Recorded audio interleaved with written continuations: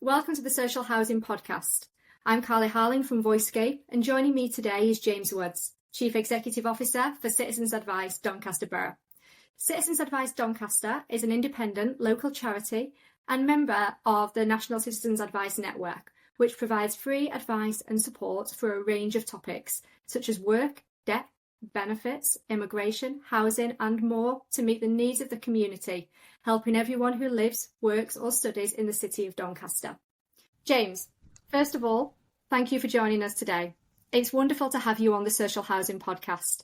Before we get started, whilst we're not strangers, could you tell me a little bit about yourself and your background, your role at Citizens Advice Doncaster, and set the scene around what the day-to-day running of Citizens Advice Doncaster Borough looks like? Yeah, sure. Thanks for inviting me on the podcast, Carly. It's really a pleasure to be here. So Citizens Advice is a national organisation. It's made up of 270 different unique and independent charities in their own right. As you mentioned, we provide advice and support on a range of different issues that people come across in their lives: health, debt, benefits, employment, all sorts of things like that. Housing, in particular, is an issue that we see a lot of clients in. How did I end up in Citizens Advice? I did social policy at university, criminology and social policy, in fact. And so I was really interested in the social side of things and how policy changes, you can make policy changes and the impact the policy changes have on people on a day-to-day basis. So I think that sort of led me to be here. I've been a range of different roles throughout my time at Citizens Advice. I've done debt advice, so I've got first-hand experience of what it's like to provide advice and support, which I think is key, not only to designing a service, but understanding the complex nature of the lives that the clients we see have. And I worked my way up to be the chief exec, and I've been chief exec now for 2 years. Really enjoy it, I enjoy the role. I like the challenge of trying to support with some of the challenges that Doncaster and the people of Doncaster face. Thanks, James. That's really interesting. I've actually just enrolled to do a social policy masters, so I know where to find the local expert.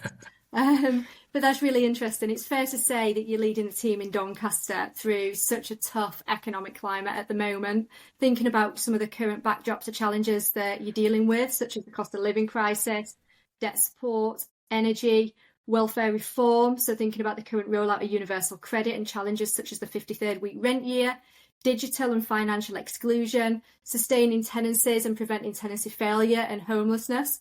So talk me through how you're navigating some of those challenges strategically in a way to best tailor the needs of those in the community. So Doncaster is quite a large city. There's a population of around 300,000. But in terms of deprivation levels and stuff like that, we're always in the highest 20% of areas that suffer from this. So just some stats that I like to give just to put a bit of context in. 35% of children in Doncaster are actually living in poverty, and that's really significant. And there's 140,000 people that are digitally excluded or don't have the means of using the internet, for example. So when you think about how we're designing services, we've got to take these sorts of things into consideration. So what we've tried to do since I took over about 2 years ago, we've tried to adopt a more community-based approach. So the idea being is we're where the problem is. So we've increased our accessibility to people by being in local communities, working closer with grassroots organisations and things like that, just to give people greater access to the advice which empowers them to make more informed decisions in their lives. We've definitely seen a rise in number of clients we've seen. Over the past 12 months, we've seen over 9,000 clients with over 35,000 different issues. And I think that's significant because there's been a definite increase in that the number of issues that people are facing over the last 12 months. We see more people have more issues, and the lives that people are leading requires a different level of support and advice. Because in the past, you tend to see somebody come in with one issue, and you're able to sort that issue out, and then they were able to go on the way. Now people are coming with 5-6 issues each. So it really feeds into the holistic approach that we have, allows us to be able to support with multiple needs. but it has been a challenge. But we've had some good successes. So in the last year alone, we've made £12.8 million worth of income gains for clients. So this is financial income gains, which is basically money back in clients' pockets through a number of different means. So this is either rescheduling a debt, applying for a benefit that they weren't entitled to, a trust fund payout of some description. So that £12 million is really building in some financial resilience, not just to people that we see, but also to communities, because it tends to be that your local people spend money locally. So we feel like our organisation is contributing to a level of improved levels of financial resilience across Doncaster. And that almost goes a little bit deeper with some of the lobbying work that you've done over the recent 12 months in relation to the local housing allowance rates. That, we know local housing allowance came in April 2008, and the rates haven't necessarily changed so significantly over those years.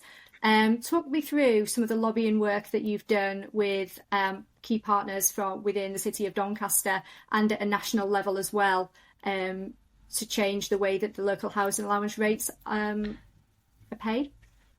So the research that we've done within Citizens Advice shows that there's 35,000 people in Doncaster that live on a deficit budget. So basically, this is where the income that they've got is not enough to meet the outgoings that they've got.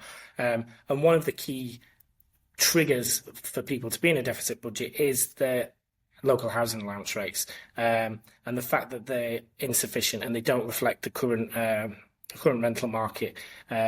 They're almost, in most circumstances, it leaves a shortfall between the client's rent and the housing benefit, and they have to make this up somehow.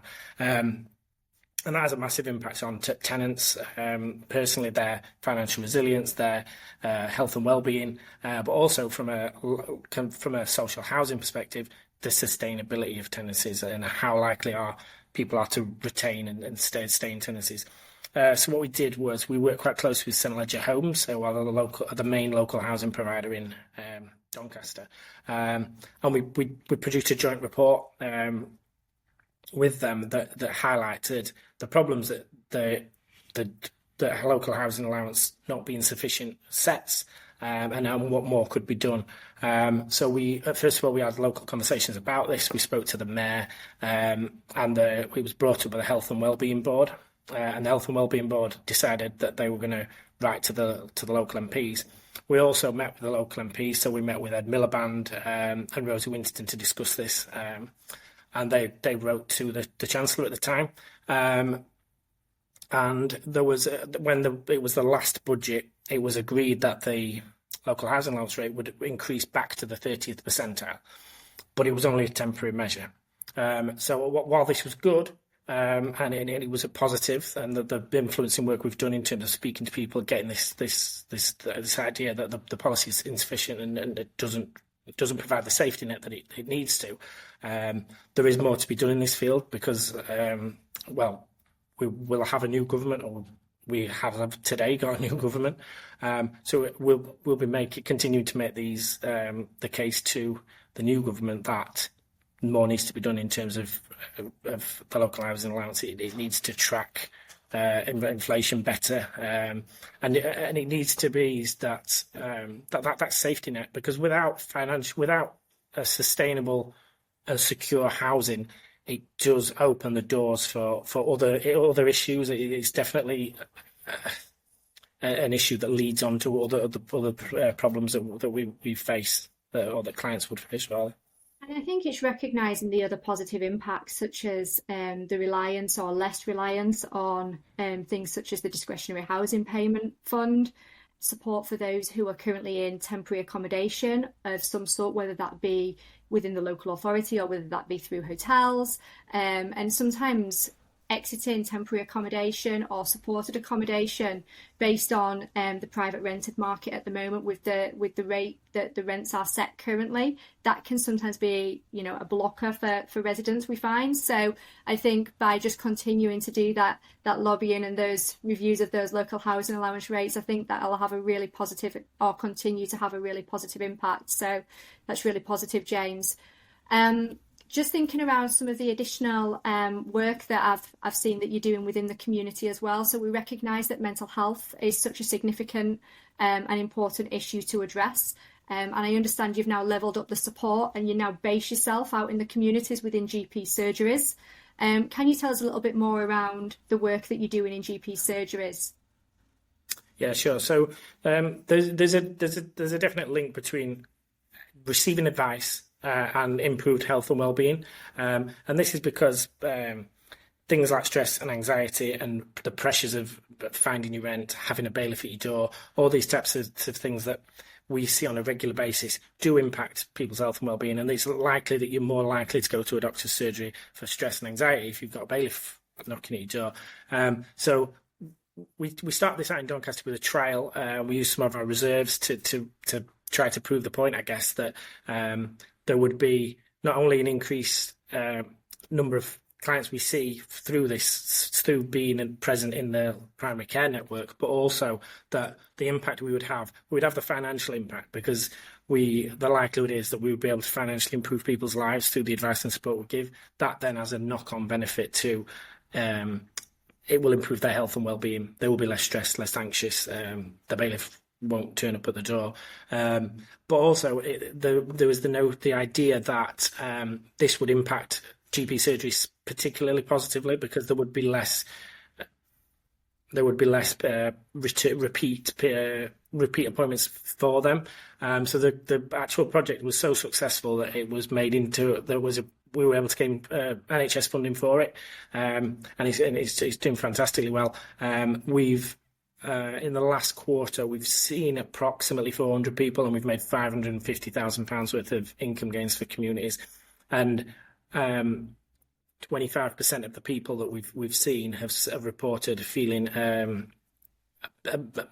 more secure from a mental health and well-being perspective. We use the WIMWeb scoring, so we ask them a couple of questions when we first see them as like a first point of contact, and then 6 to 12 weeks later we would then ask them if the same questions to measure if there has been a difference, and like I say, over 25% worth of cases people are feeling an improved sense of worth and well-being, which I think is really significant, especially considering we talk to people that have got serious challenges like addictions or bailiffs or things that do have a significant impact on particularly your mental health. So yeah, the project itself is working fantastically, and we're really pleased to partner up with the Doncaster Primary Care Network on it. It's like you say, it's having those conversations as early as possible, which is then, as a result of that, stopping that potential secondary care requirement, those repeat appointments, those acute services, those crisis interventions. And by being able to pick the customers or the clients up at that earliest point and intervention, and even just to have those £500,000 worth of financial gains in such a short space of time, is significant, but will almost kind of spur the next cohort to come along and get that support and start to get the referrals to you directly from the GP. I think it goes without saying, some of the partnership work that's going on within the City of Doncaster is outstanding, and that does take me on to how partnerships and collaboration working in the localities, and how that the benefits for the customers are just completely unquestionable. To ensure that there's strong support networks and referral networks, because that's ultimately the bedrock of the work that you do, to ensure that you've got that good, knowledgeable and ethical debt support and advice, and that it's easily accessible. And it seems that you're making that significantly easier and more accessible than ever before. Can you tell us about how this operates across other partnerships within Doncaster and other key relationships, and what the key is to build and maintain those strong partnerships and relationships that you've built? Yeah, I think building a strong local network is really important. Like I said, we do work really closely with St Ledger Homes, but what we've tried to introduce is a collaborative working across the piece, so with other smaller grassroots organisations, so that the reach of not just our organisation is made available, but others as well. And also we try to look to celebrate the work that goes off in Doncaster, because there's some amazing groups, smaller groups than ours, that do some have a real impact in communities. So it's as much about celebrating and making other organisations aware of what's going on as possible, because I really think that's key.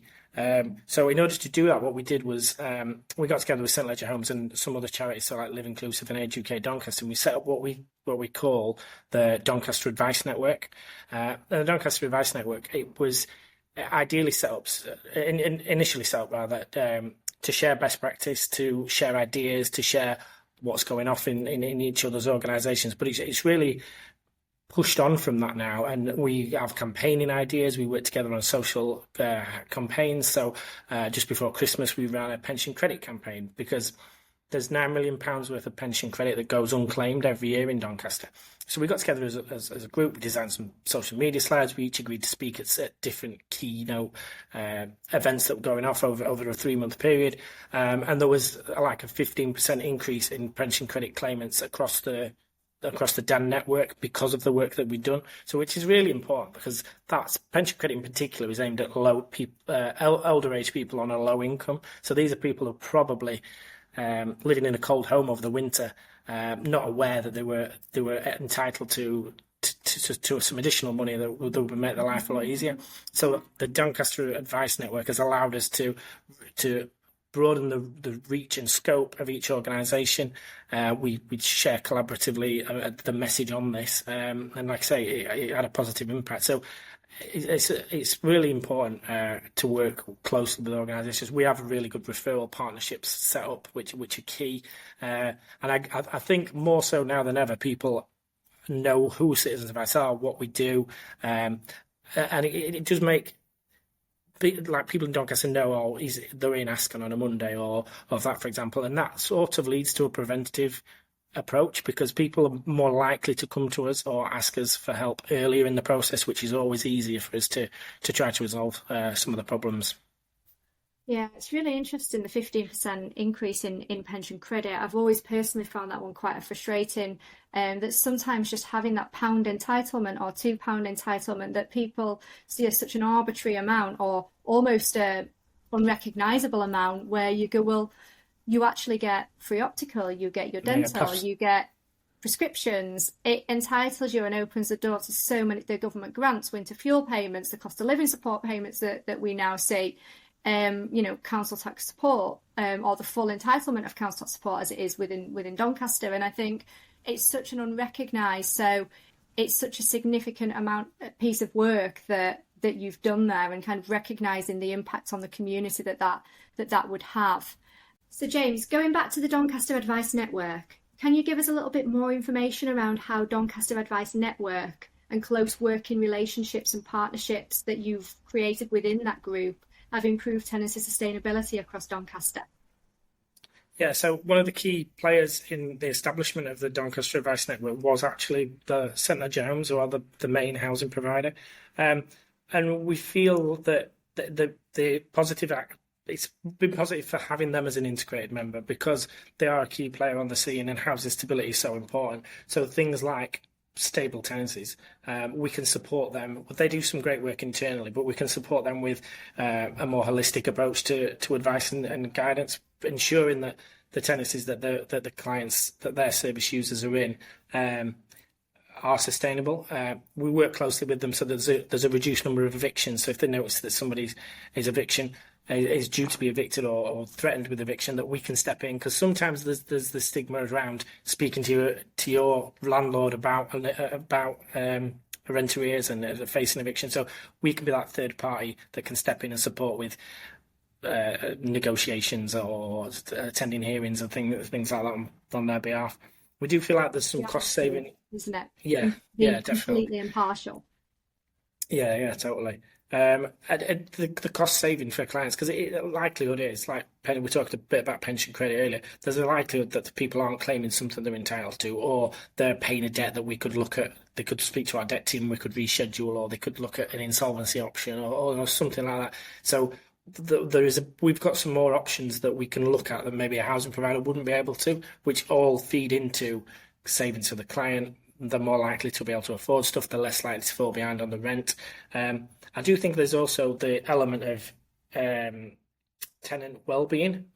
So as we've mentioned, that people are more likely to to feel better and have better well-being if they've seen it, if they've seen an advisor or spoke to an advisor, and even if we haven't resolved the problem, if we're taking the steps and working with them to get to a point where it will be resolved at some point. And community stability, so like stable tenancies support a more cohesive and a community. So yeah, I think that's really important as well. It would also improve. I feel like it's also improved the relationship with tenants and St Ledger homes, because there's the higher occupancy rate, so more people are able to sustain the tenancies, which is a positive for the local housing provider. And the reputation, they've got quite a good reputation locally because they do attend lots of meetings, community meetings. They've got a good community approach, and being an integral member of something like the Doncaster Advice Network, I feel looks good reputationally for them as well. It allows us to work together, though, and make informed decisions based not just on the data that we see, but also the data and information that they have, so we can have a more targeted approach. So we share data in terms of what's going on in local communities, and if there's communities in an area that are suffering from. So recently there's been a spike in loan sharking activity in the north. So we were aware of this, and we were working with St Ledger Homes to raise awareness on that, so that all their teams that visit these houses are aware of what's going on, aware how to refer into us, and it works cohesively, and it's for the benefit of not just the tenants, but also the community as a whole. Yeah, and I think it's building the trust with the customers and the clients to engage not only as early as possible, but even when it has got to almost to that tipping point, that at any point within those escalations or within those income management kind of pre-action protocols, that engagement and being able to maximize that engagement in order for that tenancy to be sustained is so critical. And not only is that, any level of enforcement so traumatic for residents, thinking about the other interventions, whether that be adult and children's social care, an eviction, the court process, the bailiffs, whether that property then becomes a void, then we go into temporary accommodation, homelessness pathways, the level of trauma by just not feeling that ability to reach out. And it's so refreshing that not even if they don't feel like they can engage with that kind of regular contact, being able to be referred into that impartial organisation and that pathway being so readily accessible, I think is phenomenal in order to support tenants to sustain their tenancies. So I think that's a really, really positive take from today around having that close network with the local housing provider and some of the benefits around tenancy sustainability and how they can be enhanced by just having that close working partnership is absolutely key. Finally, James, can you just tell us about any projects that you've got ongoing over the next 12 months and ongoing pieces of work at the moment that may be of interest? Yeah, sure. Well, one we're particularly keen on promoting is our South Yorkshire Digital Inclusion Network. So as life moves forward, everything is now online. Your bank accounts, you're applying for blue badges, like literally everything. So we recognise, and I think the figure in Doncaster, there's 140,000 people who would be classed as digitally excluded. So these are for a variety of different reasons. They don't have a device. What we have seen because as an offshoot of the cost of living is that internet access is something that people see as not necessarily essential, like it's a bill that they did not pay that, so they can afford to pay other things. But in reality, the internet access is key to negotiating modern life, I guess. So we recognise this, and we've been putting together a digital project for the whole of South Yorkshire. So we've been working closely with our counterparts in Rotherham, Barnsley, and Sheffield. And this digital project has got quite a few aspects. So there's the digital support aspect, where we look to provide one-to-one support with form filling, things like that. Some of the online day-to-day tasks that people either don't have the capacity to do or don't have the ability to do, whether that be from a device perspective, from an internet access perspective. So that's one aspect of it. There's what we're calling a connect and learn element. So this connect and learn element is supporting people with skills courses on how to be more digitally included, like how to set up a bank account, how to set up an email address, things like that. And it's a 4-week course. And what we do after the 4-week course is you get a device to take home with you. So we'll sort of teach you how to use the device, put some apps on it, like the NHS app, because it's easier to navigate ordering prescriptions and things like that if you do it through the app. So the skills course is very much like practical skills on how to use this tablet, and then you can take the tablet away. Another aspect of it is that there's a device and data bank scheme. So we work quite closely with the Good Things Foundation, and we're able to provide devices, so laptops to people that meet certain criteria, and we're also able to provide data cards, so we can give quite a significant amount of data for up to a year's period. And then what we're also looking to as part of the project is we've got a community side of it. So the community scheme is if you're a grassroots community organisation that maybe attends the DAN network or that needs some help and support, you can apply for for a grant from us to increase your organisation's digital inclusivity. So if you have got a community venue and you don't have access to the internet or you can't afford the internet, we'll be able to provide you a grant so that your group that may service older age people or young people or something like that has got access to the internet through this scheme as well. And we think it's a really important project to be in. Like I say, as life moves more digital, and it's only going to get more and more digital, we want to be able to support people, not necessarily to use digital totally, but to have that choice, because I feel like at the moment there's a lot of people who haven't got the choice, and I feel like choice is important. You may have to do it, and if you do, we'll support you with it, but we want you to feel like it's not forced upon you, that you are moving into the digital age with the skills and devices and internet access that you would require. So I'm really excited for the project. It's great to be working with the other citizens advisors in the region, and we're excited to see what we can do and the impact we can make with the project.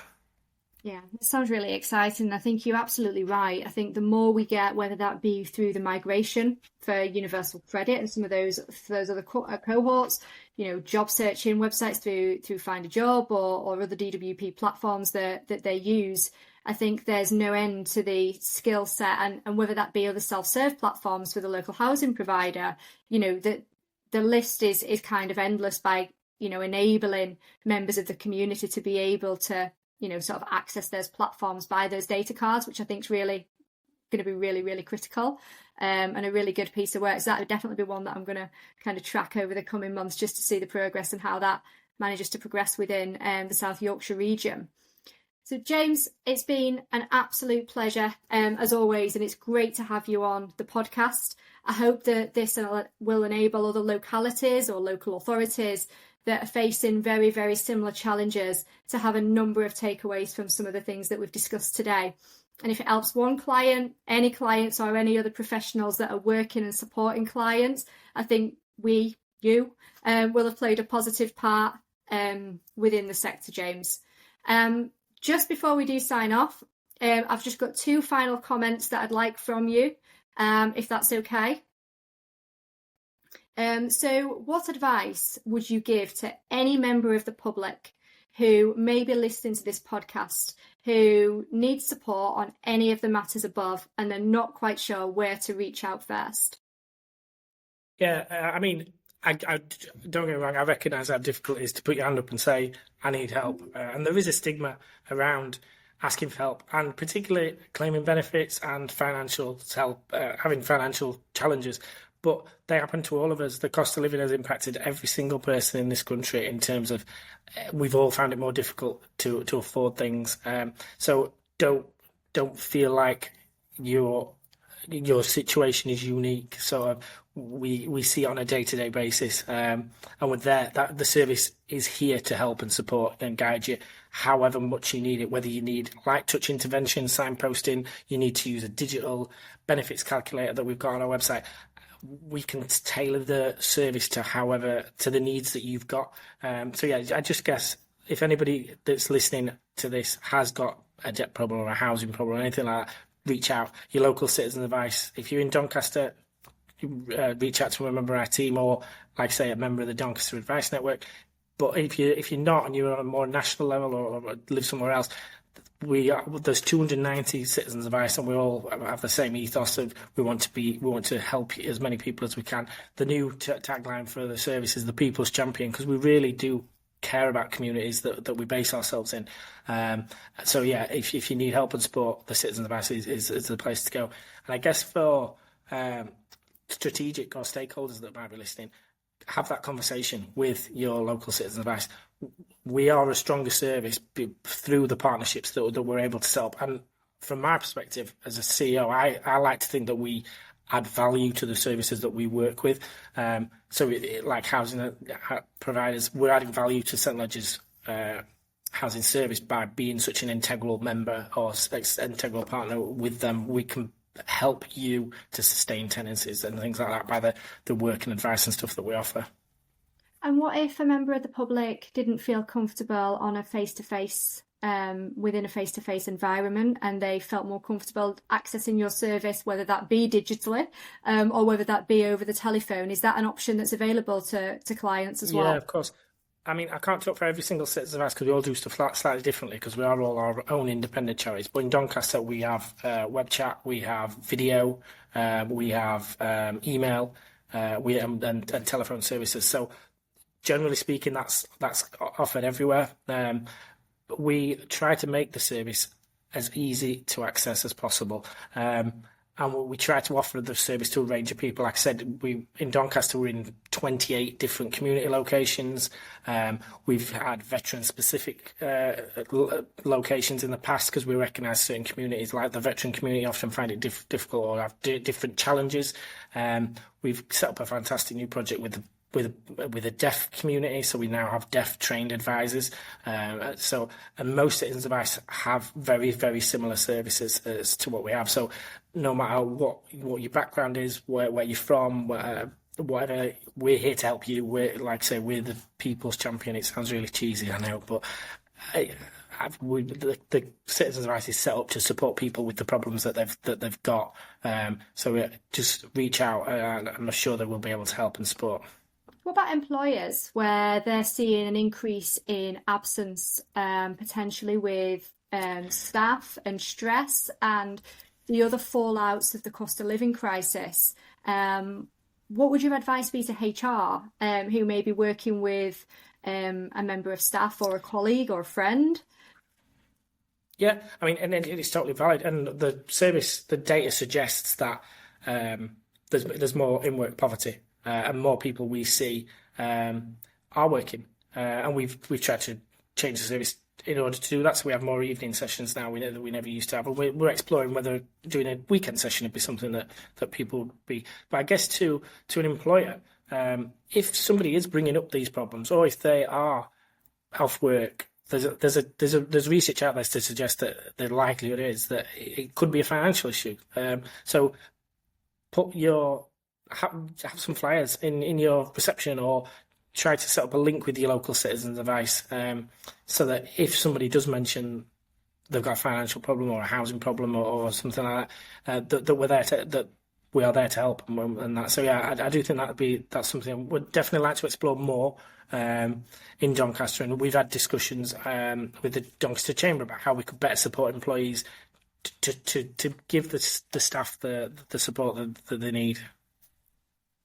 Okay, and finally, what advice would you give? So we've got housing providers across the entirety of the country, and all will operate in a very, very different way within their localities. What advice would you give any housing provider about collaborating with the local Citizens Advice within their community? I think go for it. To approach the Citizens Advice with 9 times out of 10, I would imagine that they'll be on board with it. And I can only really speak for what the positive benefits of it have been in Doncaster. So we work more strategically with them. We can be more preventative. We can be more targeted in terms of what we do. We can have an impact on things like pension credits. We can target pensioners that we know are struggling, and it all feeds into more sustainable housing, more sustainable tenancies rather, which is only a benefit to housing providers. So I would based on the experiences I've got and what we've managed to set up and the collaboration we've got in Doncaster, I only think it's positive to be working closer with organisations like St Ledger Homes. And for them, like I say, I feel like we add value to the services that we work with because of the holistic approach and some of the impacts and financial gains that we manage to achieve for our clients through different means. It does. I feel like it takes the pressure off St Ledger a little bit. Thanks, James. James, it's been an absolute pleasure. Thank you for listening to the Social Housing Podcast with me, Carly Harling. It's been great to hear about the work which is carried out by James and his team at Citizens Advice Doncaster Borough. We hope that others within the sector will find this useful and continue to share good practice to ensure tenants or residents within the community or employees or colleagues or friends are able to access as much support as possible to maximise their income and sustain their tenancies. We would love you to continue to learn from our community. So head over to Spotify, Apple or YouTube, etc. And please feel free to find James, VoiceScape and I on LinkedIn. Thanks for asking me to be part of the podcast, Carly. It's been a pleasure to talk about and share some of the positive things that are going off in Doncaster.